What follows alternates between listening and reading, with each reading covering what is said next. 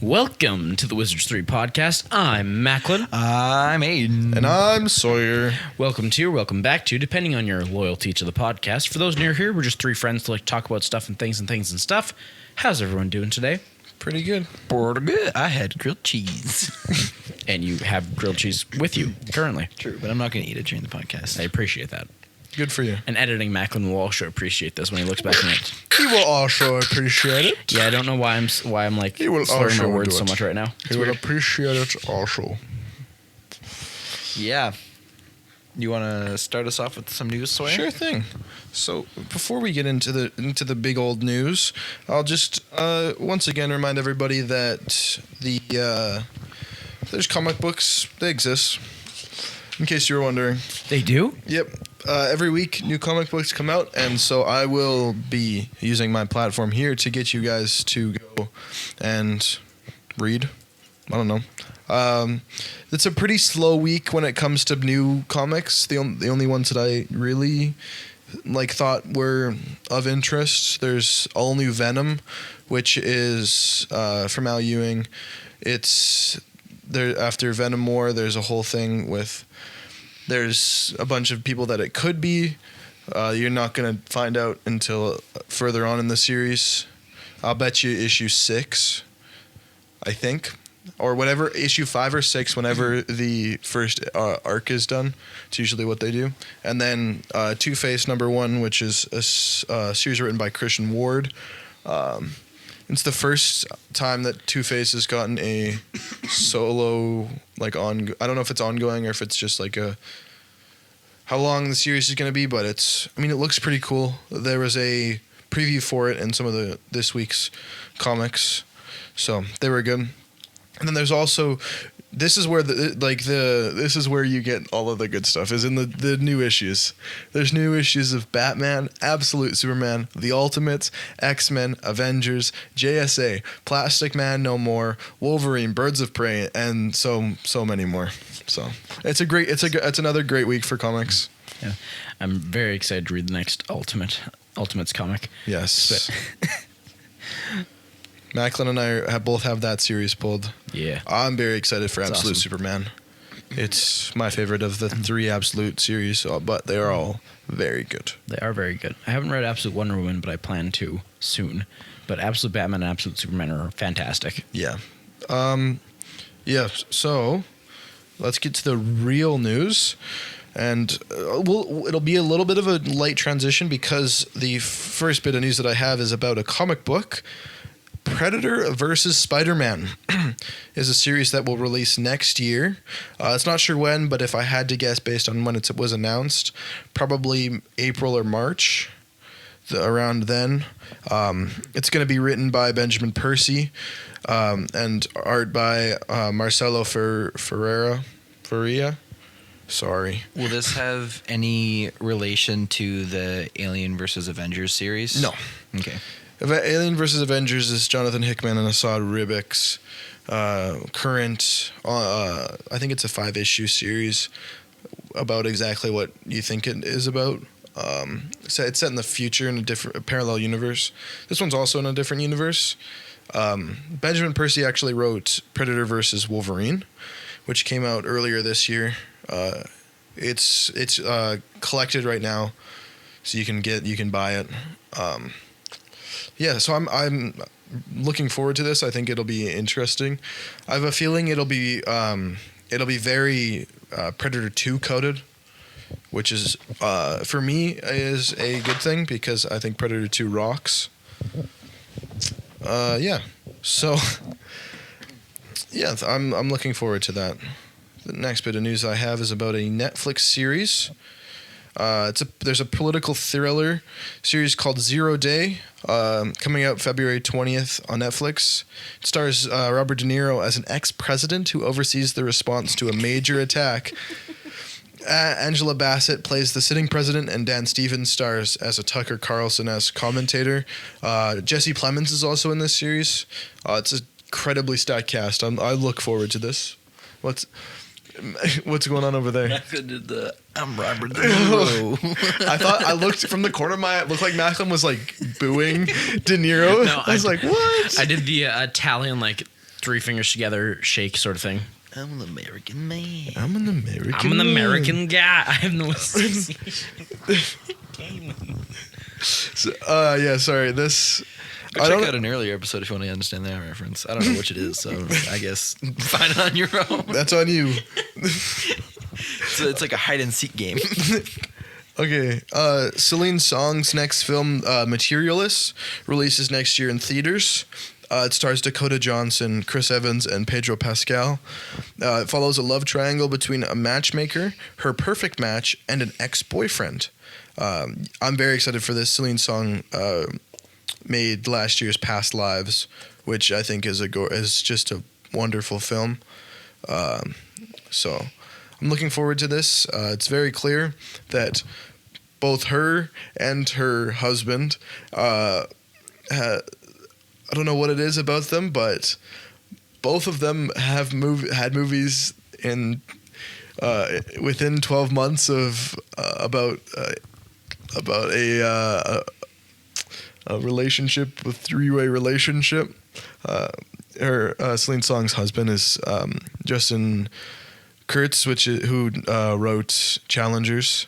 He also actually wrote Luca Guadagnino's Queer, which comes out soon, hopefully. I don't know when it releases wide, but it's playing right now in limited release, which means that only the cool cities in the States get it. And we're not a cool city, nor in the States. Yeah, it's just it's stupid. I don't like the rollout of any of these indie movies, but whatever. My last bit of news is that okay, Poohverse Monsters Assemble will begin filming in March. The film follows Pooh, Tigger, Pinocchio, Bambi, the Mad Hatter, Peter Pan, and Tinkerbell team up to kill their remaining survivors. What a group of characters. So this comes from the same universe as Winnie the Pooh, Blood and Honey.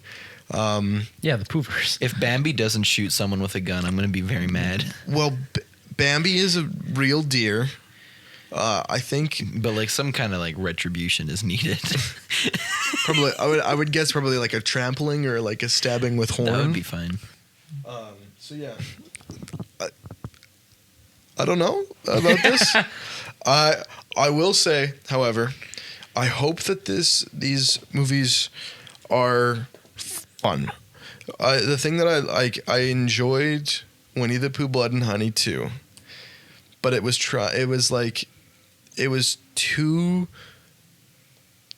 good to be bad and too bad to be good. So it was just sort of mid. But I want these movies to be fun. And so yeah, that's as long as they're fun, I will be there when it comes out on streaming.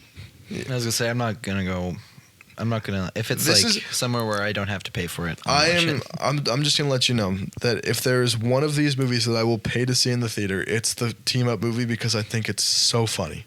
That's fair. Sawyer's going to be chilling there by himself. Maybe he's pretty good at coursing us into going to movies, so probably us as well. Just if anything, it'll just be Macklin. Likely. I get $50 on Cineplex for free. Anyway.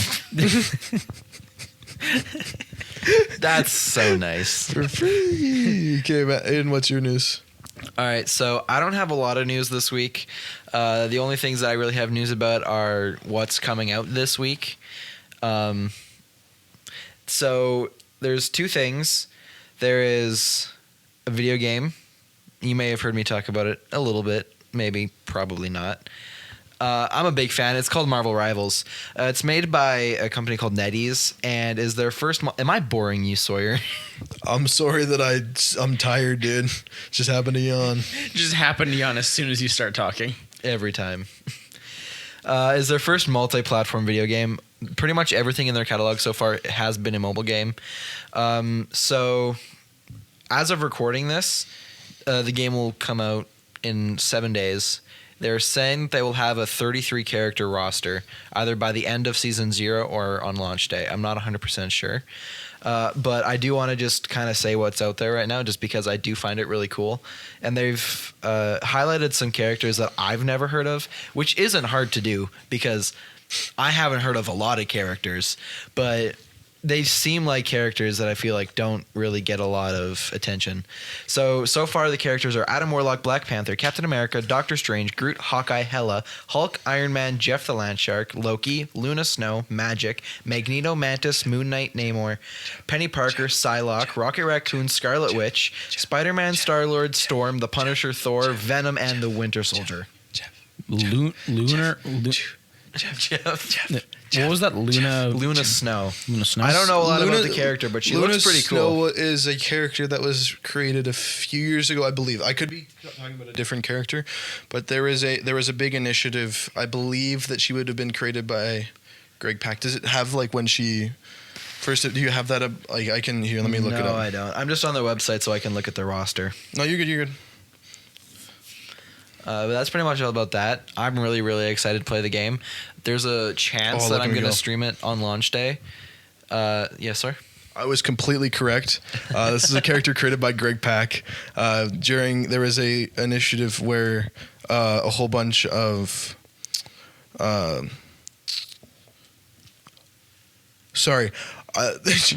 completely blanked. No. There was a whole thing where a bunch of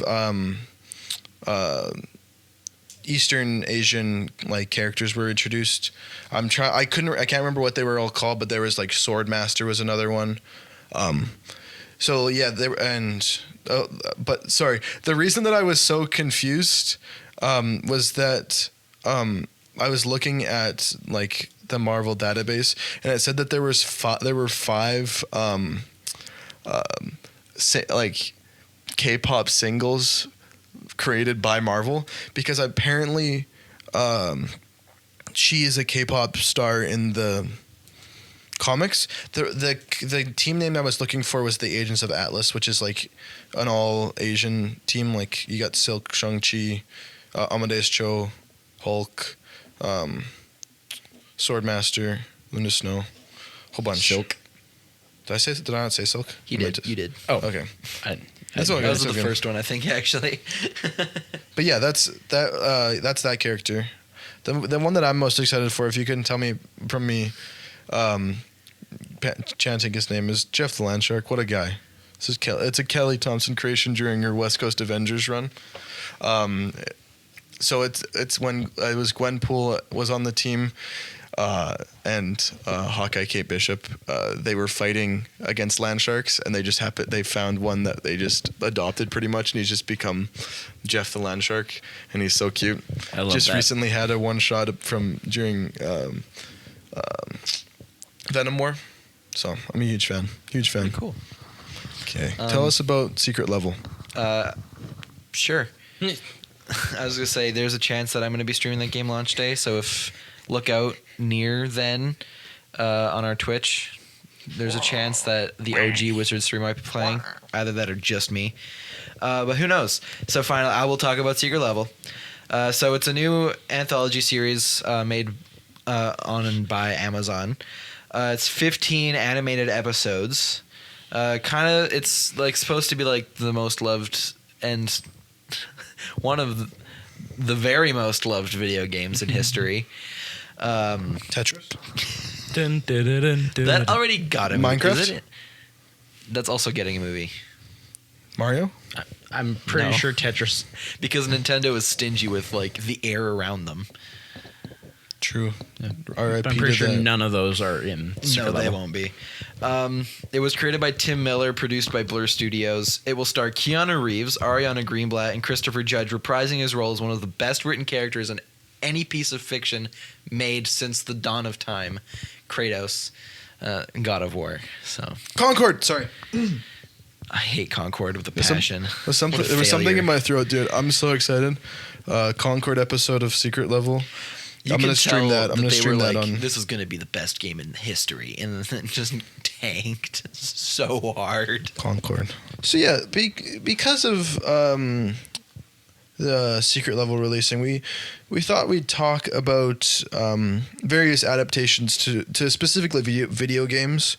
We were gonna do something a lot wider, but we thought that we'd let other stuff be their own episodes, so we can just zero in on this, because like, what do you got? What do you like? Video games has been something that has been very hard to adapt. It's something like it takes a lot to make a great video game adaptation because it's, and for the longest time it was unattainable, pretty much. Like, but like, what makes a good adaptation for you? I mean, I do have a lot of opinions about this. Mostly just because a lot of the things that I really enjoy have been adapted, and some of them not wonderfully. But really, I think if there's a story, don't just like completely disregard it. Understand like the point of the story. Because in my opinion, like I liked the Uncharted movie. I thought it was a fun movie, but it's a terrible Uncharted movie. Like it's a good rip-off Indiana Jones, but it misses the most important parts of Uncharted, like the things that make it Uncharted. So it's really not that good of an adaptation. Because, like, the characters are nothing like what they are in the video games. I don't want a one-for-one. Like, I don't want them to be identical because that's not the point of an adaptation. But, like, Nathan Drake in the movie is, like, this young kid, pretty innocent, you know, bad boy, but he's got a good heart, and in the end will always make the right decision kind of thing, right? No. In the games, he is not a person you want to look up to. And that's the whole point of the games, is he's not a good guy. Like, he's not someone you want. It's like a Wolf of Wall Street type situation, you know? It's more about look what this did. Like, look at how this mistake got worse. Work your way out of it kind of thing. And then let's find some treasure and maybe some Nazi zombies. That was my favorite part of Wolf of Wall Street. Literally. Me too. For me, I think a good adaptation, you respect the source material like Aiden was saying, but you do kind of have to make it your own. One of the better video game adaptations I have seen has been The Last of Us, the TV show, and that takes the original characters from it and does tell a story similar to the video game, but still significantly different. But a more recent one that I watched, one that I watched more recently was Fallout, the TV show. That is exceptionally good. It does multiple things very well, which is that it adapts the world of Fallout and explains it in the show very, very well. And because of the nature of Fallout, it's very easy for them to tell a story because of the fact that, I mean, I don't know for certain, I haven't played any of them, but I'm pretty sure like there is a main guy you play as. I haven't played the first 3, but I played Fallout 4. And like there is like a story following the main character, but I feel like what made that so great is that Fallout doesn't like the world building itself. Like, yeah, the characters are great, but they did such a brilliant job of world building, which I think is probably one of the best examples of it, especially in like more recent media, that you can make any story, and that's what they did. And I think it just worked really, really well. Yeah, and the story, I think, is somewhat similar to that of Fallout, or at least some aspects of Fallout, but they still really make it their own, and they explore the world themselves. And video game adaptations, while some of them can be a bit lazy, I think they are a very, very interesting piece of media because of the fact that it opens up this world and this idea to people who don't play video games on the regular, and people who don't like watching people play video games. That's a relatively niche group of people, but that group of people still exists. Like my dad, when I talk about video games, he's like, interesting, but he doesn't really care about them. But then if I show him a show of it that's good, then he's like, yeah, this is pretty awesome. This world is very interesting. I think if it can succeed in those kind of areas, I think you have a very good video game adaptation on your hands. I think I think the biggest thing is that it depends on the video game as well, because like Last of Us and God of War and like Uncharted, they're all like completely narrative games. Like that's what they are at their core. Like Mario, give me a narrative that isn't the same thing that was like done for the same 2 decades. You know, Princess Peach gets captured by Bowser, you know. Hey, but in savor. this one, he's got a hat that makes you control things. So it's not the Exactly, exact but the same. thing is like there's no story, so you can make kind of whatever story you want. I don't care how this comes across. I really liked the Mario movie. I thought it was a great adaptation because it's Mario is fun. You know, it's childish. You know, it's very cartoony, and like it's just a good time, and that's what the movie was, right?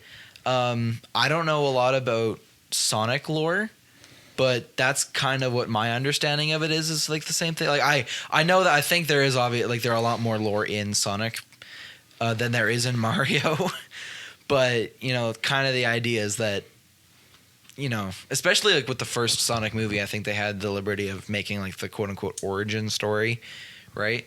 So, although it was very different from the canon origin story, I will point out where was the quilting circle? Where was his dad? His name is Sonny. Come on, guys. What? Yeah, you're losing me here. Is that actual? Yeah, it's actual Sonic lore. Okay. His name is Sonny. He was a regular hedgehog, and his dad worked at a Radio Shack. His family lived near like a power plant of some kind, and were like eating radioactive food, and it made him go really fast. And then his dad died, I think. So then he was being mentored by Eggman, and then Eggman went like crazy, and then they became mortal enemies. But it makes it way more interesting because now there's like a familial relationship between Sonic and Eggman, which makes their fight so much more heartbreaking because he's like fighting his own father. He's not just fighting some random dude that wants to destroy the world. He's fighting the shell of the man that he once loved. And that is like that's video game Sonic lore, right? Yeah. Okay. Because I've seen Sonic the Hedgehog the movie. I'm like, Sawyer's I'm having pretty sure such that's a not hard how that time happens. respecting any of this. One, Eggman, hilarious name. And then you had the gall to go that Eggman is a shell.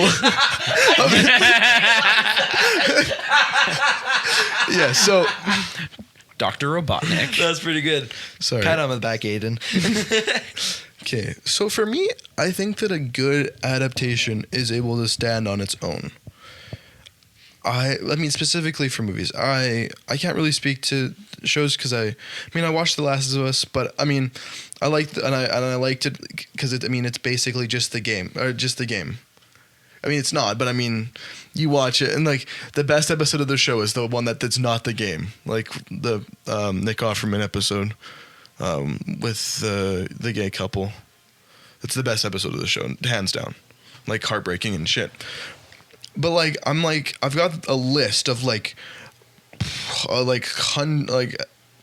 lot of video game adaptations, and I'm like, I don't know if there's really been a real really great adaptation like that stands on its own. I mean, it's never going to stand on its own because it is I would put Fallout as one, honestly. and I haven't seen it, so that's my thing. Is like, yes, I have had fun at the movies. I'm not like, like I think that like the Five Nights at Freddy's movie, the like Mortal Kombat, like Movie. like there's a bunch that are like fun. The Sonic movies are fun, but like there's I just can't see any that are like really great.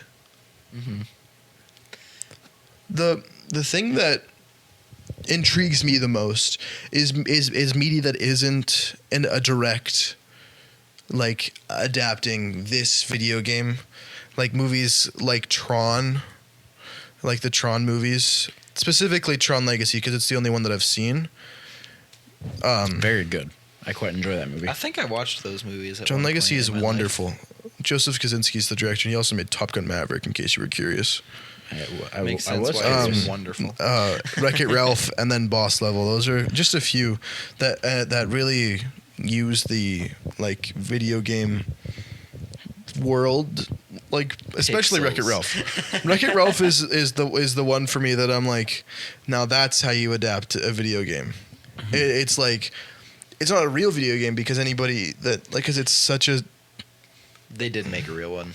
But it wasn't a video game it wasn't an adaptation. Yeah. The video game was an adaptation of the They movie. did adapt video games, but I don't think in it itself is an adaptation. Yeah. Yeah.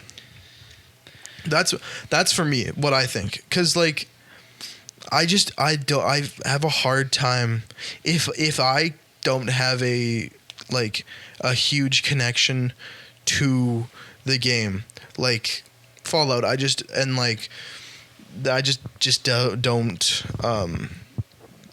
don't have I don't have interest in seeing it because I don't have interest in the video game, and so it's like, okay, whatever.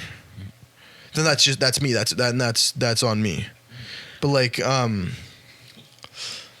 one of the movies that's always like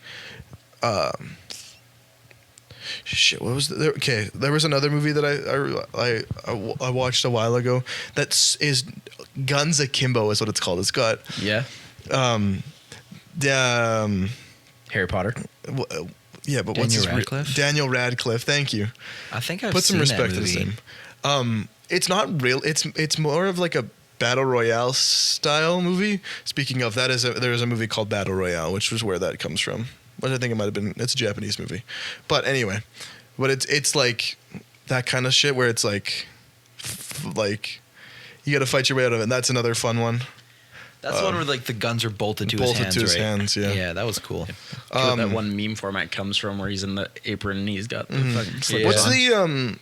do you remember the movie that I think it was made around the time of the hit? I don't know if it was. There is a Hitman movie. I know there's a Hitman movie, but do you remember the movies that the movie that was all in like a point of view shot? Like there was a movie that it was about like a hitman trying to save his girlfriend or something. The I have Hitman's no Wife's idea. Bodyguard. What? That's not it. I'm not really sure. That sounds like an interesting way to film something. It's Hardcore Harry. Hardcore Harry. Interesting. Something like that. It's like Henry or something. It's hardcore something. And it's like the whole movie is in like from the point of view of the main character. And it's like I don't know if it's any Hardcore Henry, sorry. My bad. But like the whole movie is from this Henry character's point of view. And it's always been something that has struck me as super cool. I don't have any interest in watching it because I think it's, oh, dude, that's so cool. Sorry, I'm just looking. This is the camera rig they use to film it. That's so cool. Sorry, I missed that. The cameras are at his mouth. That's cool. On his. So sorry, that just the filmmaker in me. Here's one. Also a movie that I liked, but probably neither of you like. I liked the Detective Pikachu movie. I thought it was pretty okay. It was fun. I feel like you didn't really need any prior knowledge. No, not at all. Because I honestly have the belief that Pokemon is pretty self-explanatory. Even if you've never seen it before, I feel like it's pretty easy to pick up. It is just like, for me, it's like it's very it seems very dense and hard to get to because it is. I feel like the in-depth lore definitely is like the Dex, like the Pokédex entries type stuff. But just like I feel like the basic ideas are just little monsters, powers. There you go. They fight. But I feel like, and I did play Detective Pikachu, and I feel like it adapted the story pretty well. I always forget the fact that Detective Pikachu is a video game adaptation, not of Pokemon, of the video game Detective Pikachu. Like Pikachu doesn't sound like a tough, burly 1980s New York cop in the movie, and he sounds like Ryan Reynolds. Hey, I'm Ryan Reynolds, famous Canadian Ryan Reynolds. And there is a lot more talking in the movie. Ryan Reynolds, but I think that it was pretty good. I'm sorry, Derry. I did just watch it recently. Sorry, I That's killed your half, daddy. Like, the reason I'm thinking about it. No, he is dead. right? Yeah, I'm your daddy. Yeah. Sorry, continue. Oh. Sorry. I just learned. I was just looking around. There's a Legend of Zelda movie coming out at some point. Interesting. Yeah, the director of Legend of Zelda is Wes Ball, who just directed Kingdom of the Planet of the Apes, And he also made the What a wonderful day. the Maze Runner. Effing love that movie so much. Evolution. I love it. Oh, is that the movie where the one monkey goes, oh no? No, What? that No, you're that's thinking the- of War of Planet of the Apes. That's Bad Ape, who's played by Steve Zahn, Yeah. Real thing. AKA Greg Heffley's dad. aka That's his name is Steve Zahn. everybody's favorite characters from both it's Heffley. That Thing You Do and he plays the guy with the sunglasses in the movie Out of Sight. Very good movie. Jennifer Lopez and George Clooney. It's a Steven Soderbergh movie. It's about a. You guys gonna stop me? I would just keep. I honestly thought you were just talking about that because you didn't want us to keep talking. Oh no! I was just waiting for you guys to cut me off. I blanked out. Was I The talking Angry about Birds Out of- movie? It's okay. Yeah, it's all right. I enjoyed Pretty it. good adaptation. Got a 43 on IMDb. Wow. I actually. Wait, was it that? I think it was Angry Birds. I can't remember if it's Angry Birds or Angry Birds 2. Angry Birds 2 is awesome. Okay, just I let think me. Angry Birds 2 is better than Angry Birds 1. I lied. Angry Birds, the Angry Birds movie can die and rot in hell. And here's what a why. violent switch. And here's why. Do you want to know what was released the exact same weekend as Oh, God. the Angry Birds movie? What? Shane Black's The Nice Guys. Do you want to know what happened to Shane Black's The Nice Guys? It got shafted. It made no money, which is tragic. That is tragic. So forgive me if I hold a grudge against the Angry Birds. All of them. I'm talking about the red one, the fast one that's a triangle, the bomb one, the big one, the little ones that turn into three of them, the what's the Australian thing that comes back? The boomerang? The boomerang The one. Australian thing Isn't that one of them comes voiced back. by the Smosh guys? I don't know. I think Ian. Probably. No, actually, in I the think first it's- movie, Ian and Anthony voice one. Yeah. I'm talking about the pink one that makes bubbles. I'm talking about The white one that poops out eggs. yes, that was the one I was missing. I'm talking about the eagle one that voiced comes in by, and I think Maya Rudolph. hey, she's married to Paul Thomas Anderson. No way. Yeah, and Paul Thomas Anderson is my favorite filmmaker of all time.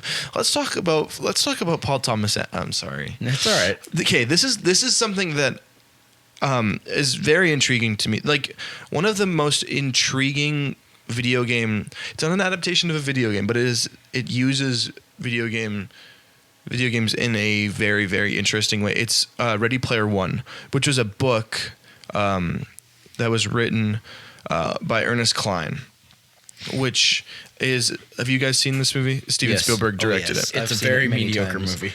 So I like it. I read the book and I fucking loved the book. I don't know why, but I couldn't put it down. It was like during the summer, and I remember being at the cabin with my grandparents and just like reading the shit out of Ready Player One. And so I was really excited for the movie because like something about the idea of it, like how it goes about telling its like story and the IP of it all isn't really for me, especially in the movie like The Shining and the Iron Giant. Not for me, but like the idea of it, the virtual reality. You're like everybody goes into there to escape from their real life, and it's like there's like a whole bunch there that's like, you know what, like actually that is what would.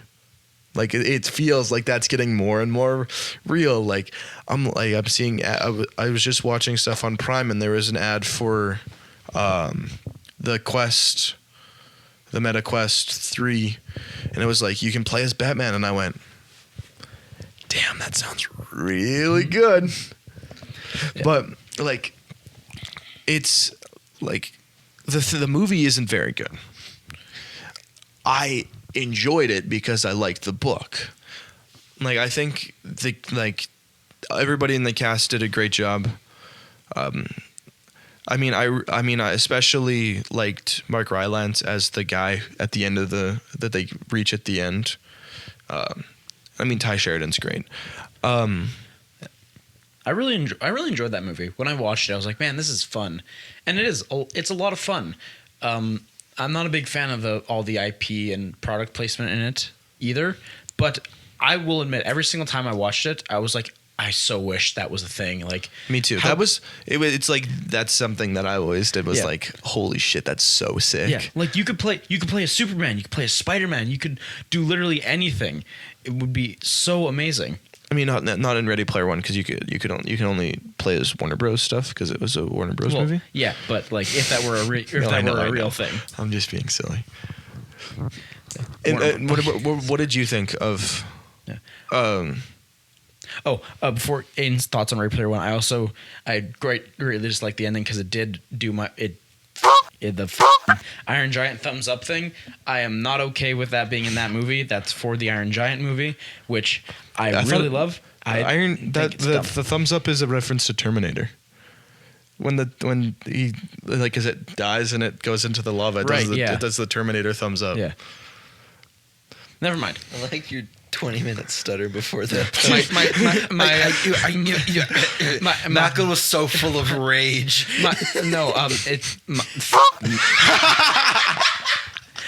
I still don't like it just because I don't like the fact that Iron Giant is in it. Because I'm like, no, I already made peace with the fact that that movie happened and that I cried during the movie. So I also cried during it. I don't think I've actually remember watching it. I know I've watched it. Vin Diesel's best performance. I was literally just about to say, if I say that was Vin Diesel's best performance, what then? Have you seen The Pacifier? Yes, I have multiple times. Yeah. Wait.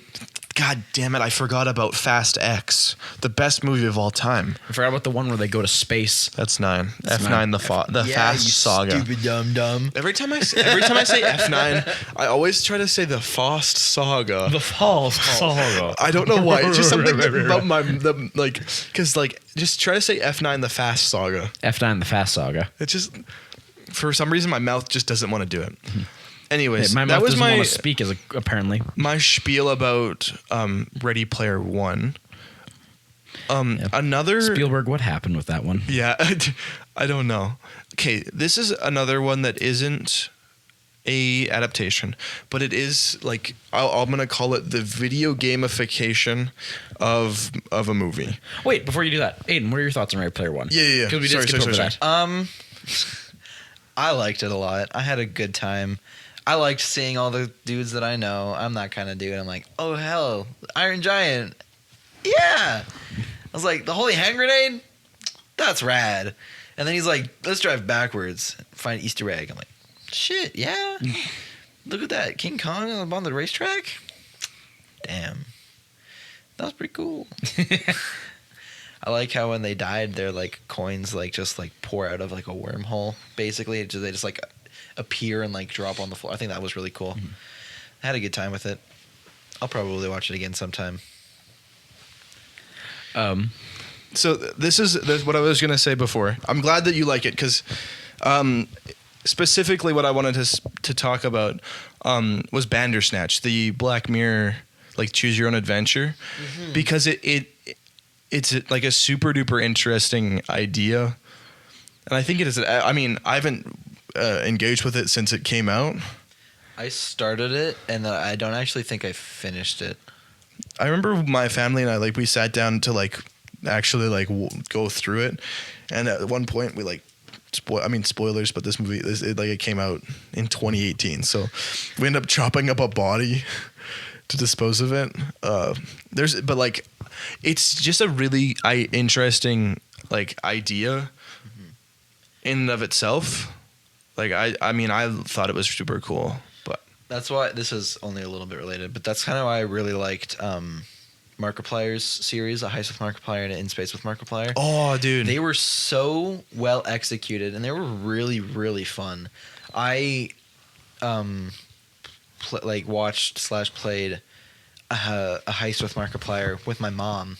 We had a blast, and when In Space with Markiplier Part 2 came out, I watched that, and I really, really, really liked it.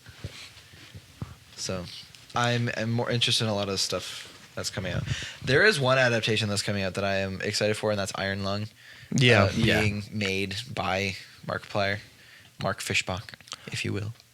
I won't. I'm really excited for that just because I think the concept of it's really, really cool. Like, I mean, I'm a sucker for post-apocalyptic, but I mean, he's working with the original, like, the game's writer and, like, creator. So really, I think there's no way that I can go wrong. If the movie matches the atmospheric tone of the game, then I think they've succeeded. Yeah. And from the trailer, it's like, I mean, there was like literally 5 seconds of a trailer. Like, I think it's a teaser. Horizon shot. Yeah, the teaser. The horizon shot, and then him rising from the blood. Oh, which badass. Looked effing brilliant. Badass. So I have a lot of hope, but I do think that it will meet and exceed my expectations. Sorry, we're doing Transformers Miners.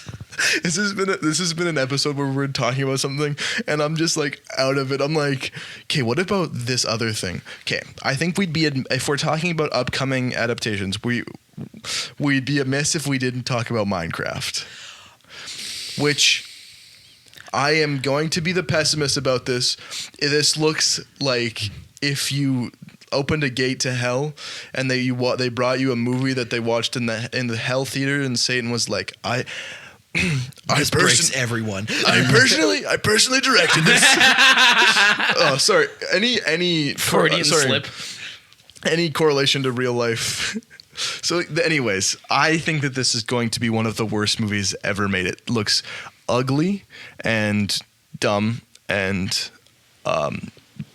bland somehow. Like, I don't know how it looks planned, but it all looks like it's like a fake movie. Like, it looks like SNL shit. Yeah. And do you want to give your opinion, Seg? Because I feel like... No. Okay. I'd rather get the things that make me feel bad about myself out of the way first. It will, and I'm not saying that that's me. This is my opinion. I do not want to engage, like, make you guys change your opinion. Yeah. My opinion of it is, I kind of don't really care about it. It really looks like and reminds me about like some of those cringy early 2000s movies for kids too. And I just feel like they're gonna use some of those cringy jokes that they did back in the 2000s with like kids movies and stuff. I can't think of any examples, but there are multiple videos about it. He's right behind me, isn't he? Yeah, like that kind of stuff, like the stuff that's not really funny. But I'll be honest. Sorry, I just completely interrupted. Keep going. No, it's good. Please finish your thought. Nope. Okay. My thought can wait. You finish your thought and then I'll start talking. Holy shit. The only I have no desire to really seek it out because I think I agree with Sawyer. It doesn't look very good. It looks like it's going to be very bad and not like in a fun way bad. I think they really dropped the ball with how they're presenting the movie. They, first of all, should have just been animated. It would have been so much better. Fully animated, not this live action animation shit that they're doing. But probably just out of morbid curiosity, I'm going to check it out at some point. Maybe when it comes out, maybe in theaters, or maybe when it goes to streaming. But I can guarantee you that at some point I will watch it, just because I'm like, what's going on here? Yeah. Sorry, this is what I interrupted you for, and it's not worth it, and it's complete bullshit. But I thought of it, and I was like, I should say it, and then I just started speaking. I was like, fuck. Anyway, the trailer does have one of the funniest moments in like recent years. As a child, I yearned for the mines is really funny. I'll be honest, that got me, but like the rest is not very great. Aiden, what were your thoughts on it? We just got off the break, and Aiden has physically moved to the other side of the room, far away from Sawyer. Yeah, he's like, we're on opposite. Like, I stayed on the couch. Aiden is like, I cannot see Aiden anymore. He has gone so far into the other room. I don't even know where he is. What?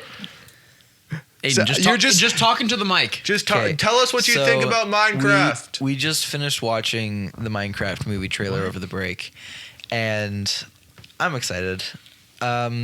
It fills me with this like nostalgia because I used to watch a lot of like Minecraft IRL videos where it'd be like they like animated like a little pickaxe and then they like hit the tree and the tree would be standing, and that's like it was weird and it was like barely funny, but I was like, yeah, that's funny. And it was interesting to me. Guys will And see this and just think, hell yeah. I saw the teaser when it came out, and I was like, you know what?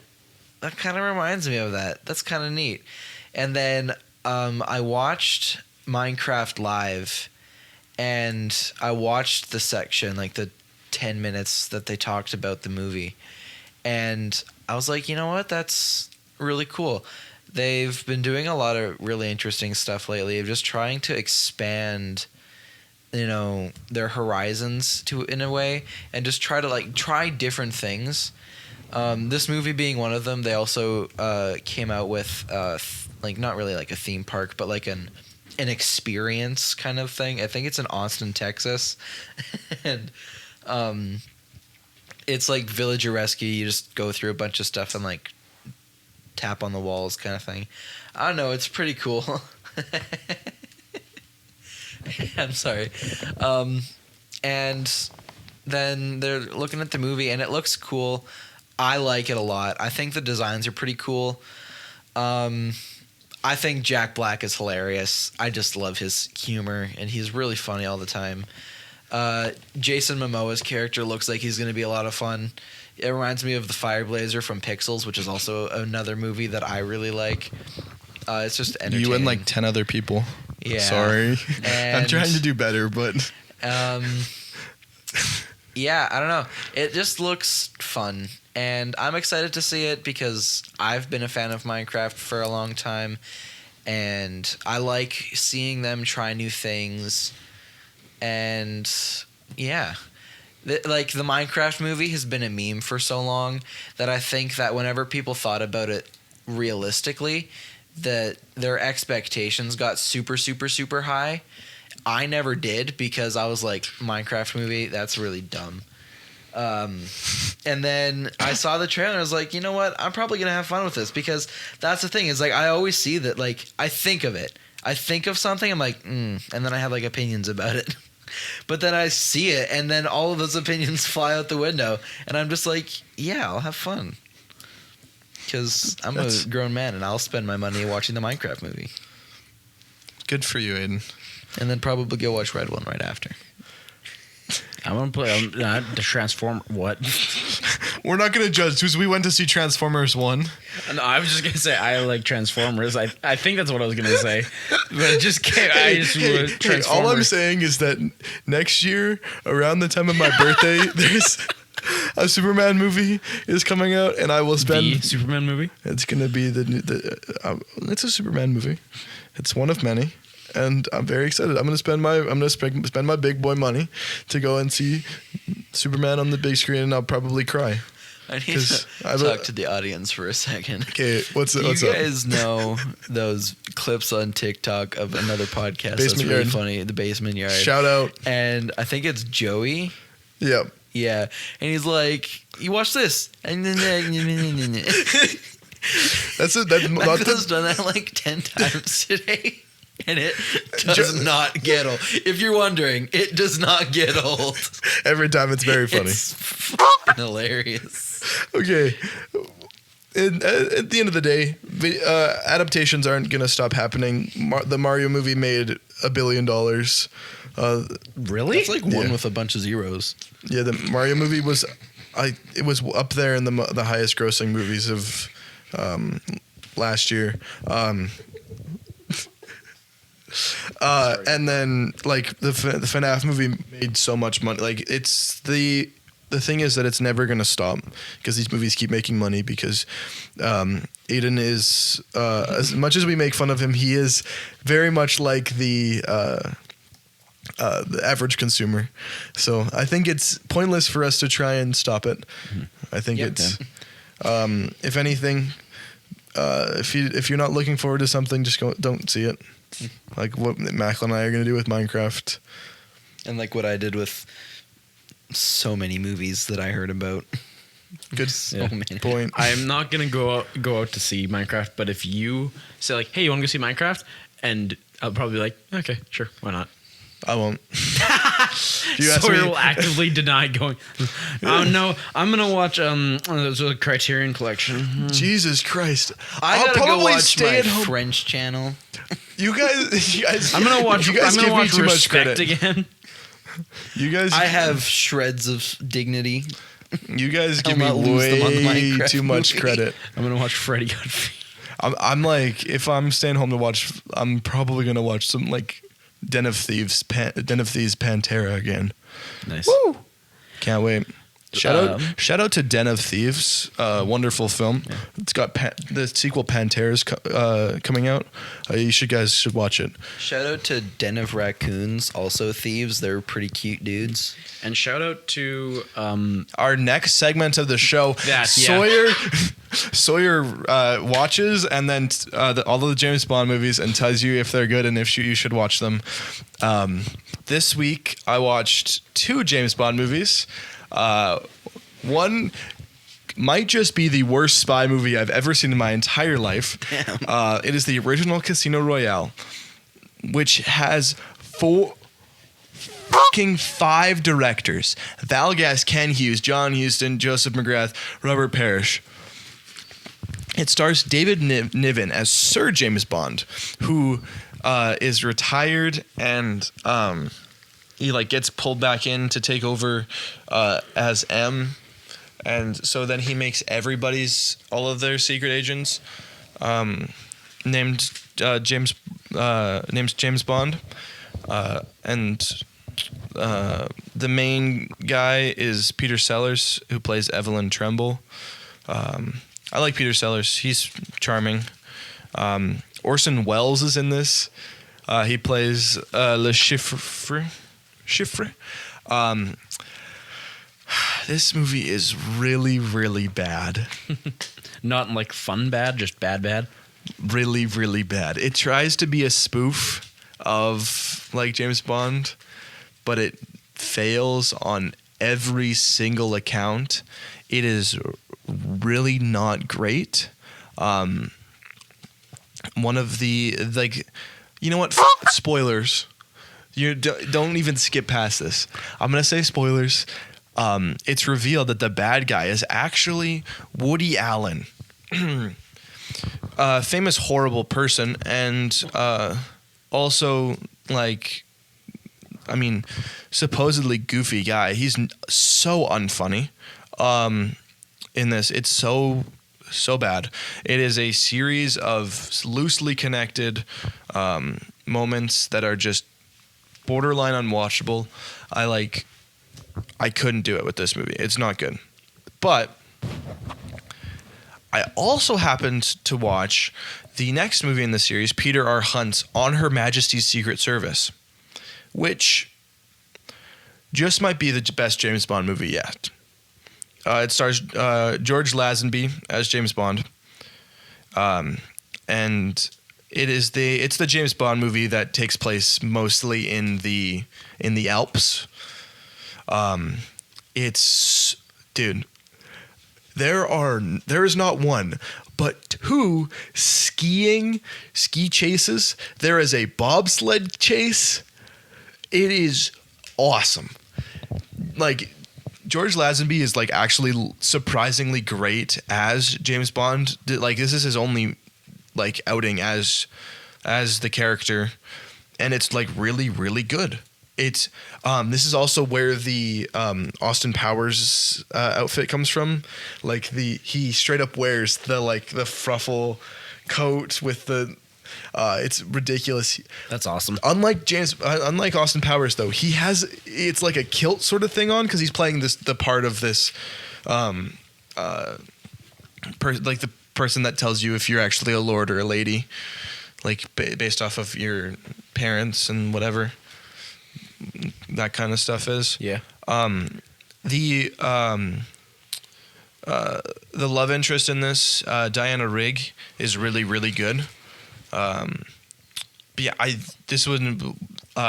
surprised me a lot. It's sort of, I wish that this movie could have been continued, because it ends on a really great cliffhanger, I mean, I don't know what happens next, but it does. The James Bond mantle does go back to Sean Connery after this. So, I mean, we shall see. All the James Bond movies are leaving Netflix, or not Netflix, Prime soon. So you got to get working. yeah, I gotta get on it. They leave in 3 days as of recording. When you guys are listening to this, you won't have a way to watch them. Next episode, you're gonna hear like 7 movies in a row. It's just going to be a James Bond episode. Here's the main topic. It's like 2 minutes of like something, and then it's like, and back into the content we've consumed. Yeah. So, Speaking of content we've consumed, who wants to go first? Dibs out. I can Go for Okay, it. and what do we got?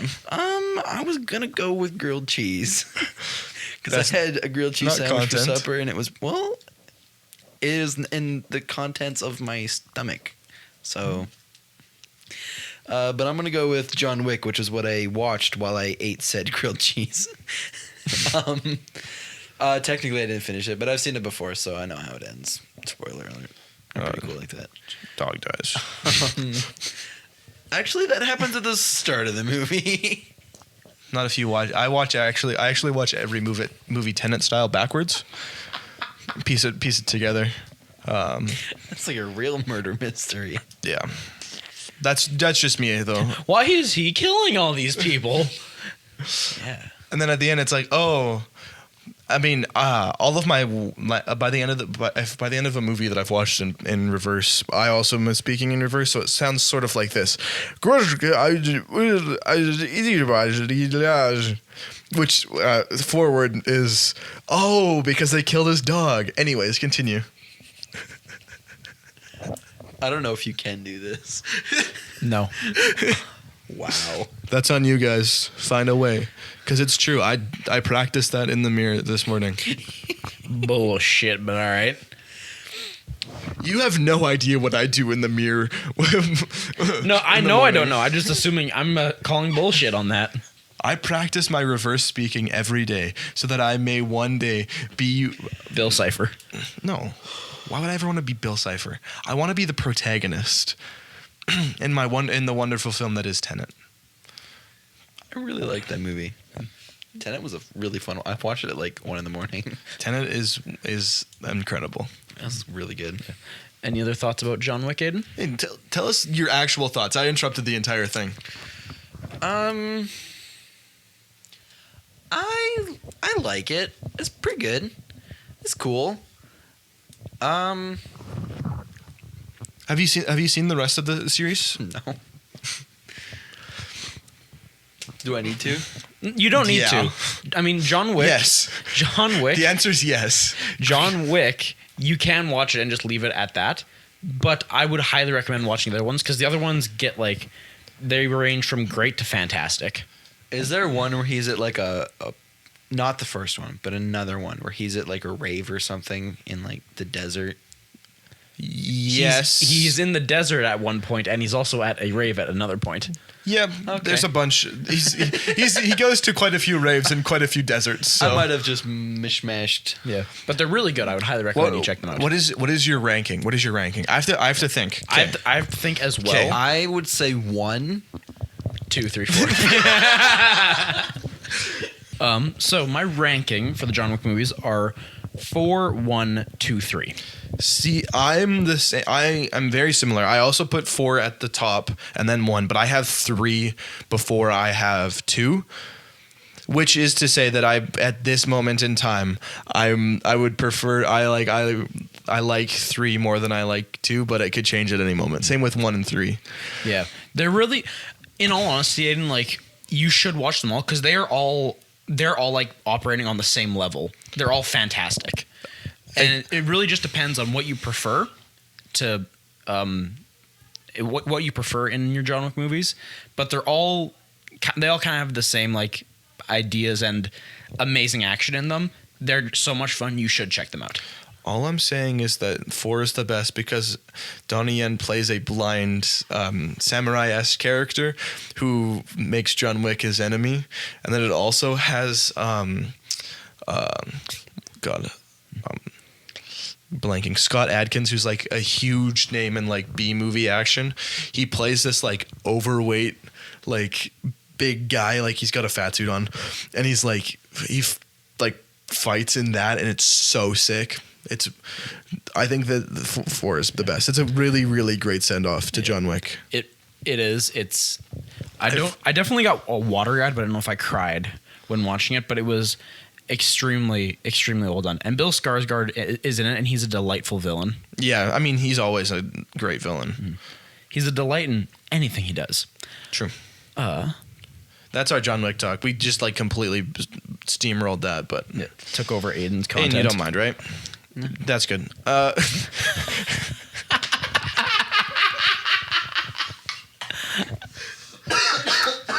Sorry, do you want to go next? That was really good. You go. Okay. My content. We're on fire today.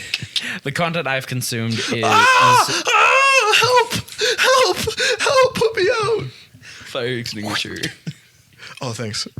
give him that. Stop. No. Stop. You didn't get to say that. You almost mentioned it in the plug last episode. Anyway, What are you talking about? I would never mention anybody any sort of stuff like that. Anyways, my content I'm just kidding. the content I've consumed is Daniel Warren Johnson's Transformers, produced by Image Comics.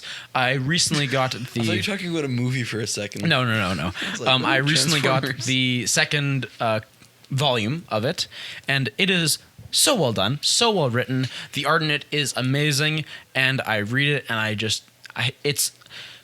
it's hard to talk about, just because every single time I think about it, I just come back to it's so much fun.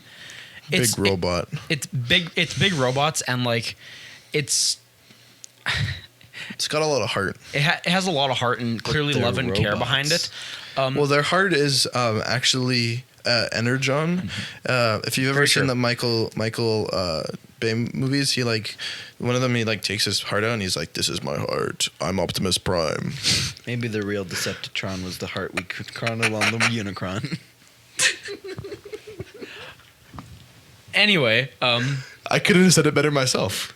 the comics No, you the comics could are not have. extremely well written, extremely well designed, and they're bringing in characters from all across Transformers lore. Like in the second volume, Shockwave shows up, Oh yes, Yes, I know Shockwave. I know Shockwave. and Wait, we were playing Fortnite last night. I'm so sorry. we were playing Fortnite last night, and Who brought it up? okay, so Nasa had a quest to use shockwave Oh, grenades, yeah. and so she goes, let me know if you have any shockwaves. And before I could even say anything, she went to me and went, "Don't," I didn't even know that part. because we had played before, and every time she said that, I would go, "Yes, I know Shockwave, one of the big boys." So yeah, she literally was like, "Don't even say it." And I said, "Okay, I love won't." that. I love that clip so much. But Shockwave shows up in it, and spoiler alert, Is he one of the big boys? Optimus Prime kills him. Oh, And- Optimum Prime. And that doesn't and Shockwave does not really get killed in any sort of lore, except for the Same with Bumblebee. Except- Bumblebee died in the first issue. Bumblebee did die in the first issue, which was very shocking to me. But he kills Shockwave, and Shockwave has only died, as far as I know, in the Michael Bay movies. Everywhere else, he's like a really intimidating and mad scientist who's very devoted to logic, sort of thing. And I also Hence him being one of the big boys. Yeah, and I also love Soundwave. He always brother. held a special place One in of my those. heart. I like his little dudes. Yeah. He's so well. He's really well designed. And I like his design, and I do enjoy his Oh, I knew the name of it. I can't think of them right now. But his mini Transformers he has in his chest. He has a dog one named Ravage, who's awesome. And in the first issue, Ravage gets shot and killed. And so I was very sad when that happened. So And- there's a connection between that and John Wick. Yeah. No, But then- doesn't the dog get stomped out or something? Don't. Stop. Macklin's right there. But in it, It's like when you talk about Santa not being, you're like, quit it. The kids are like right there. But in it, Santa's real Macman, don't worry. no, he's not. What? When did you find out? Like 7 years ago. What are you guys talking about? Anyway, there's a kind of consistent gag throughout the run, which is that Soundwave, because the Transformers are on Earth and they have to repair themselves because, surprise, surprise, they don't have a lot of energon, which they need to survive. And so every single chance they get, Soundwave wants to revive Ravage, and everyone's just like, why the fuck would you do that? Let's revive our allies. Like bigger, like more is more. Revive the bigger ones, not the small ones. And at one part, Starscream kicks Ravage, and then another part, Shockwave is like, why would you worry about Ravage? He'll be great scrap so we can make more Transformers or whatever the fuck. And I was like, no, wait. And then it keeps happening where something happens and the person drops Ravage and Soundwave goes and picks him up and moves him away so he can repair him later. And I'm just like, oh man. And also he attacks Starscream in it to challenge him for being leader of the Decepticons while Holy shit, Megatron no is way. gone. And in it, he destroys Starscream, and at the end he says, you kicked my Ravage, and he rips out his spark. It's amazing. Very good series. I would highly recommend you check it out. That's it for me. Sorry I spent so long talking. I think I earned it because from last week you guys both talked for like 10 minutes, so I thought I wanted to gush about Transformers. I'm good now. Okay, go. So, well, I'm also reading this series. I've got like, issue to issue, and so I'm also like all in. But when you started talking, this is all I could hear. Lord Business, or as you think you know him, President Business, stole the Craggle, the most powerful object in the universe. This music, too. Proper name, place name, backstory stuff. Piece of resistance is the special. So yeah, sorry, that was the only thing I could think of, and it just like it crowded my mind. Sorry, that's my bad. It's all good. I got to talk Transformers. I'm happy. Okay. I know Shockwave. Okay, so the content that I have consumed is it's a brand new movie from Edward Berger, who previously Bill Finger. Speaking of stuff we've consumed, previously made. I just said cheese. Edward Berger 2 years ago made All Quiet on the Western Front, which Sawyer is a big hater of. I hold a grudge against because the score in that movie is literally, this is what the score sounds like. Sorry to everybody.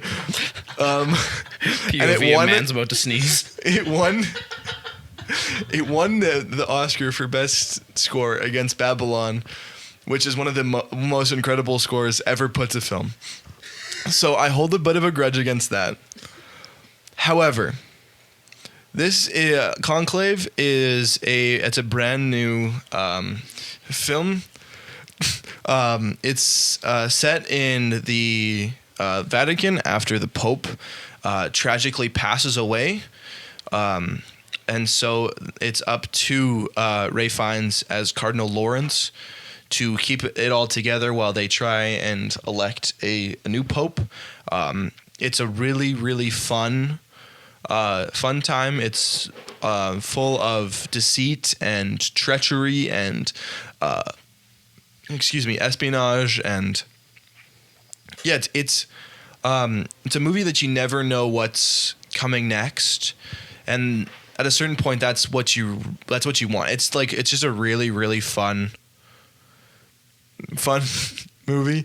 And there's a twist in it too. It's got. I mean, the main cast of like Ray Fiennes, Stanley Tucci, John Lithgow, among all the other people. Liam Neeson.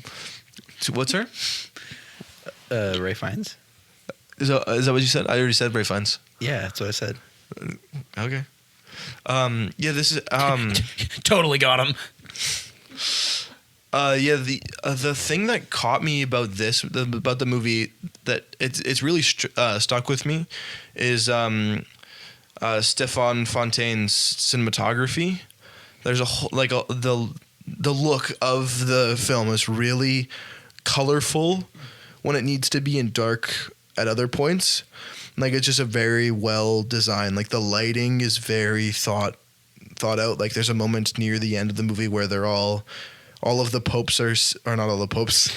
They'd be crazy. Cardinals. All the cardinals are in this like theater room, and it's like the lighting in that is so like gorgeous. It's something it's like a thing that stuck with me. That's one of the things that stuck with me the most. But it's a really, really fun movie. I really look forward to watching this again because it at the end of the day, it's just a blast. So yeah, I don't know what else to say except we saw it in an empty theater. I mean, we had a blast watching it. I know because we were talking throughout, and at one point I figured out that we were actually sitting in the optimal seats for the theater. I went to every row and went to the middle of the row, and I went how does this feel? Aiden at a certain point just stopped sitting by us. He went to the aisle and then went down all the way to the bottom. It's not because you guys were talking. The second I learned that we could move around, I could not sit still. Yeah. Yeah, we had a really great time watching the movie, and I think that might contribute to my enjoyment of it, but I also think that this movie is really, really great. There's one point at the start of the movie, I got up and I went to the front and I started jumping and reaching at the screen, like uppies, while Ray Fiennes was on screen. Sorry, while Liam Neeson was on screen. What's her?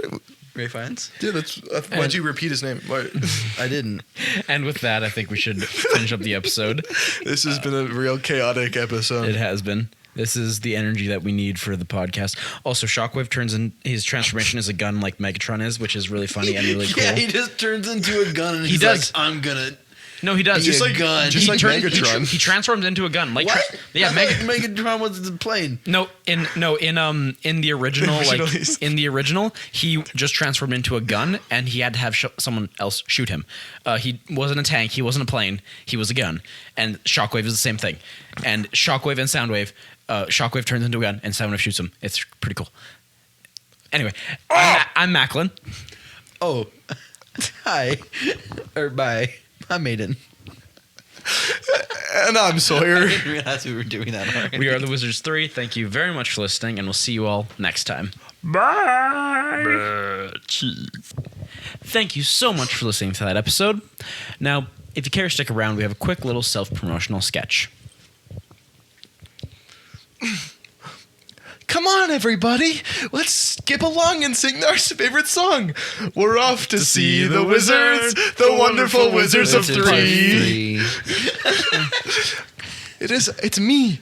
I'm Dorothy. Sawyer Thee. And we have the Macro.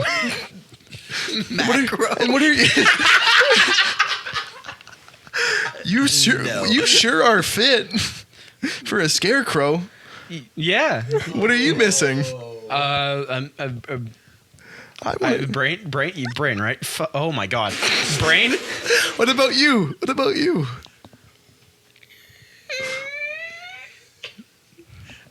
I'm missing a heart. What do we call you again? I'm having trouble. Tindin. The Tindin. And what about this one? Clark. I'm very sorry that I'm sorry. I am feeling a little under the weather.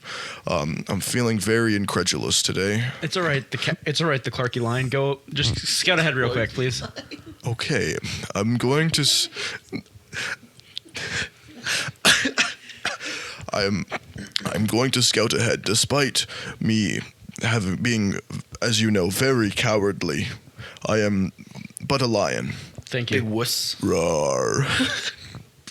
Wow, you guys are so crazy. Do you like my beautiful shoes? They're pretty red. What are shoes? Those things on her. What are feet? My beautiful ruby slippers. What are slippers? Oh, okay, I got it now. You may not have a brain, but you don't have to be that stupid. Oh. I say that with love, my friend.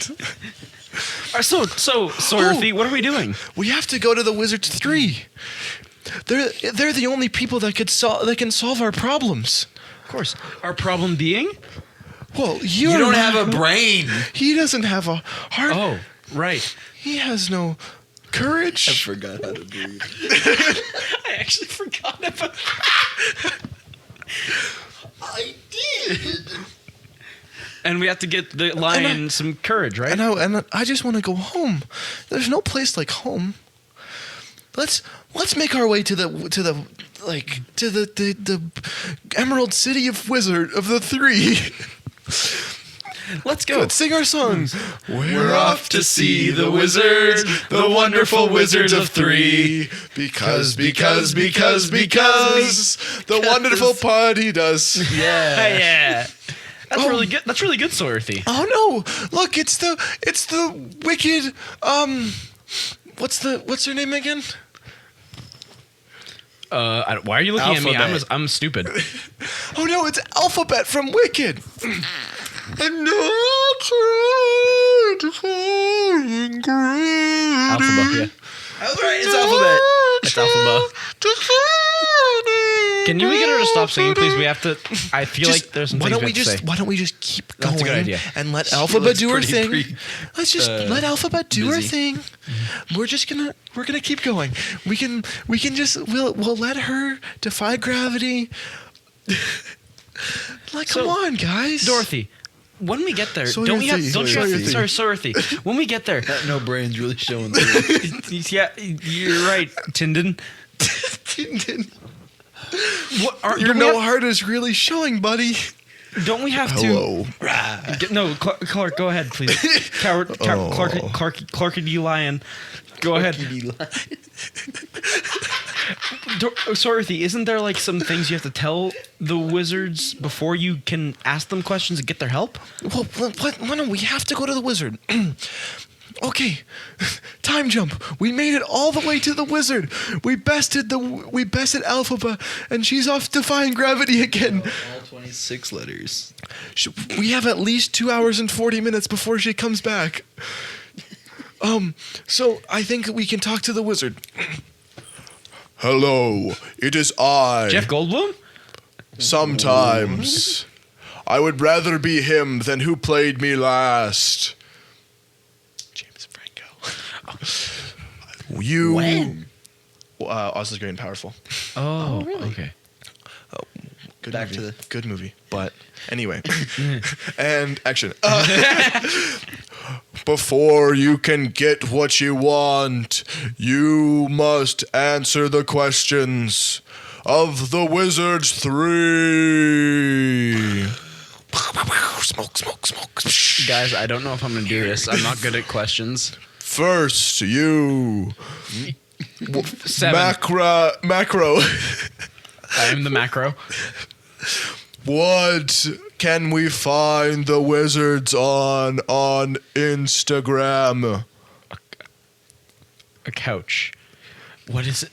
Tyndon, help me, please. I don't know. I don't know. I oh wait, actually- no. It's at the actually Wizards know. 3. You can check them out. You can check them out there. They have release dates and memes. Wow, that sounds hilarious. And you, Tyndon, the man without a heart. Hello. Where can we find them on Twitter? At the Wizards 3.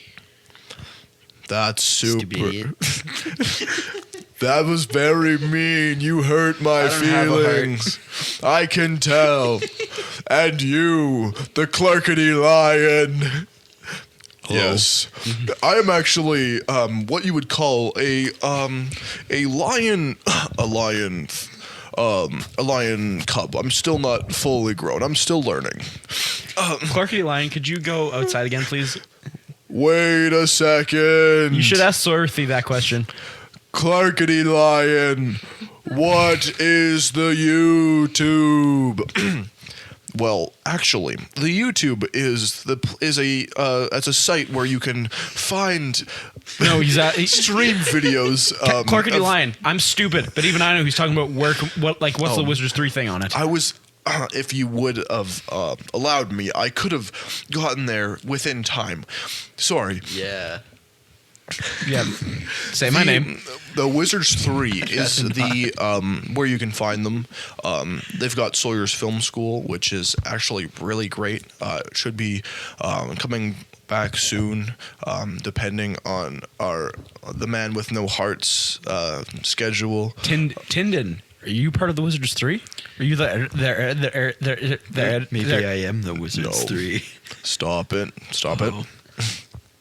Metaphorically.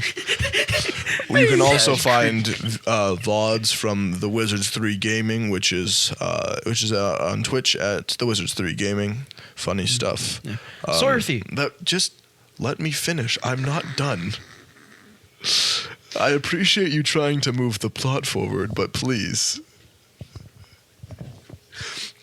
The last thing you can find on the Wizards 3 is audio versions of this podcast, which you might be listening to. The viewer. Fourth wall breaking in a podcast. The Clarkety line points towards the fake camera, hinting that he's pointing towards the audience. The fake camera. That's a Christmas tree. What's a Christmas tree? Sawyer Thee. Where can we find the wizards in general? Why? I don't know. Planet Earth. There's a link tree in the description below that you can probably find them. Very good. Hey, my little dog Toto. She's in. What's this? The great wizard all along has been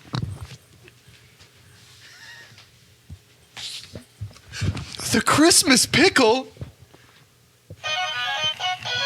Well, golly, Mr. Pickle. Is there any way for you to bring us home? Well, yeah. Actually, you just have to click your heels 3 times while saying, "There's no podcast like home." Well, okay. There's no podcast like home. There's no podcast like home. There's no podcast like home. Wait a minute. Do we get our brain and heart and... Whoa. What the hell just happened, dude? Sorry, are you good? Dude, what? Okay, Aiden, wake up. Aiden. What? okay, whoa, I just had the weirdest dream ever. Like, okay, so we did it for Sawyer's Film School, like Wizards 3, or with the Wizard of Oz. Yeah? Okay, so I just imagined that, but as a plug to the wild. episode. I know. That is really weird. And you were there, and you were there, and you were there. I was there. I don't even live in Saskatoon yet. And you were there? Rough. Good girl, Maggie. And you were there.